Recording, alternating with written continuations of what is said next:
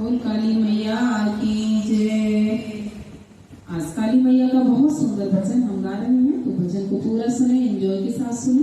करते हैं स्टार्ट। बोल माता रानी की जय, बोल काली मैया की जय।